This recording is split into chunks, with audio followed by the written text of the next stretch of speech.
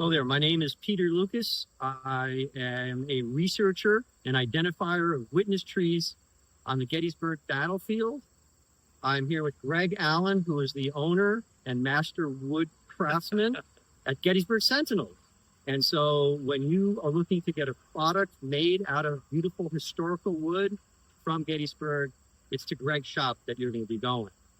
I moved here to Gettysburg in 2020 with my wife, and I soon thereafter began to volunteer at the National Park Service, working at the Gettysburg National Military Park, where I quickly discovered that it was generally believed by the entire administration there that there were maybe only a dozen or so witness trees on the battlefield. These are trees that are still living today, that are old enough to have been alive at the time of the Battle of Gettysburg. And so we say that they're witnesses to the fighting that swirled around them at the time. Using old vintage photographs from the late 19th and early 20th centuries, as well as incorporating the evidence of many scores of stumps of particularly white oak trees that are no more than 24 inches to 30 inches in diameter, and discovering that the vast majority of them are about 200 years old, I've been able to identify about 150 specific witness trees. And happily today, more importantly, the National Park Service now accepts that there are many, many, many hundreds and hundreds of witness trees on the battlefield, right? Yeah, it's not only on the battlefield proper, but all over this enlarged area that truly was the Battle of Gettysburg. You know, there were cavalry actions, in the fields surrounding the battle, north, south, east, west of town. So there is a lot of witness trees out there. And I'm Greg Allen from Gettysburg Sentinels, and my little company makes products from wood of these witness trees. And I do it, well, first off, I retired in 2022, and my friend, who was the founder of Gettysburg Sentinels, Colonel William Hewitt, who started the business in 2007, was ready to retire and was going to close the business. And I said to Bill, don't close it, sell it to me. So I acquired, we're both long-time woodworkers, and I needed something to do to keep out of my wife's hair in retirement. So I took this business on, and immediately fell in love with working this wood and telling the stories of what we do. And we do most of our business online because I'm really trying to spread the story as far and wide as possible because the stories are what's important. What happened in and around these trees. There's tens of thousands of stories, thousands with each tree, what each soldier might have experienced, marching past or having lunch or sleeping under, the tree. So I'd like to say that we tell stories, but we try to use the wood responsibly. We don't, no wood is ever taken down for the purpose of our business. Greg, we're standing here perhaps on the boundary or just outside of the boundary of Camp Letterman, correct? Yep, just east. It stretched about 80 acres all the way down from here behind the Subway restaurant along the York Pike, all the way down to where the giant supermarket stands right now. There's lots of development going on, big apartment complex, new Aldi supermarket, and Popeye's restaurant has been built in between. So there's not really much left from Camp Letterman, which makes this tree all that more important. So this tree is really old. I believe it's probably from the mid-1700s. Based on other trees, I recently acquired a tree not more than 2 miles from here that is a similar species called a swamp oak. This is a white oak. That tree was 220 or about, and it was a little larger than this, but white oaks have a tighter growth ring pattern than what the swamp oak has.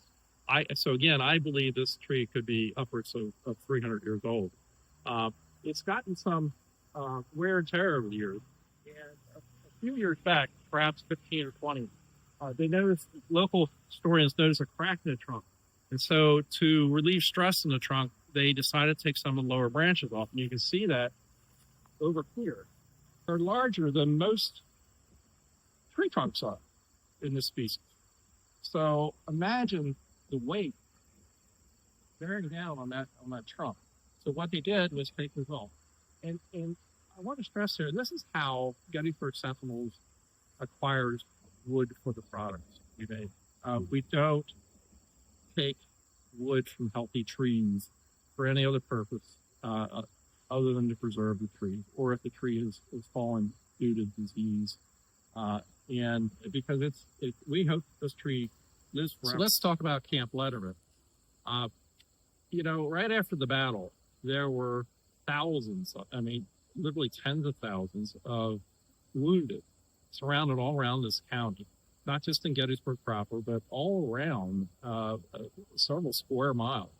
Mostly on farms, in town as well, and so forth, but there were no hospitals. So these wounded are being cared for by the local citizenry. And, they weren't capable, they did the best they could. Fortunately, very shortly after the battle, the government realized that they had to do something. So very quickly, they built this camp, just west of this location, just a few hundred yards. And they started building it on July 8th, so just 4 days after the battle. And they opened it by July 22nd. And it remained open until the day after Gettysburg address. It was a huge camp. They provided care for more than 20,000, it was almost 21,000 wounded men on both sides, which they had to even keep segregated because there was still some animosity, even though they were wounded. It's just amazing what they did in a very short period of time. And it's named Camp Letterman after Jonathan Letterman, who is, known as the father of battlefield medicine. And his practice is still used today. Medical director of the Army of the Potomac, and it was in his honor that this camp was named. I think it's important to realize that the reason this camp was necessary was that those 20,000 wounded that were left behind by the armies were left behind because they actually could not be moved. That's how badly they were wounded. That's how grievous and severe their injuries were. They could not be moved from here. And the goal and mission of the hospital was to take care of them until they were well enough that they could be shipped to major cities in their proper hospitals, like primarily at Baltimore. So, I do things with the wood, but what Peter is doing in finding and researching these trees is extraordinary. In fact, one of the trees that he identified while it was still standing along Confederate Avenue, we have in our collection now. We're going to call it the A.P. Hill tree. It's been milled and it's drying behind my studio. Peter's methodology is theory. We don't know how old a tree is until it's actually taken down and you count the rings. That's the only, way to know for sure. So after that tree was taken down and his book was published before that, we were able to confirm that his methodology worked. Yes, using those old photographs, I can do a pretty good recreation of the original photograph, popular then and now motif that we see and I use on Facebook all the time, and can get a very good estimate of what the growth rate of these trees are. And by growth rate, we're talking about how quickly it expands in width and diameter. And it takes most of these white oak trees and hickory trees that are on the battlefield 7, 8, 9 years to grow every single inch of diameter. Anyway, in book 1, I had predicted that this particular tree that Greg is mentioning on West Confederate Avenue would be about a 200-year-old tree. And when it died and came down, found that there were 205 rings. I try to be conservative If I identify a tree as a witness tree based on an old photograph, I want to make sure that it calculates to be about 200 years. So there's no question, even if it turns out to be a little bit younger, that tree will definitely have been here at the time of the Battle of Gettysburg. Discover more witness tree stories at my website, gettysburgsentinels.com. Follow us for history, information, and ways to connect with the past.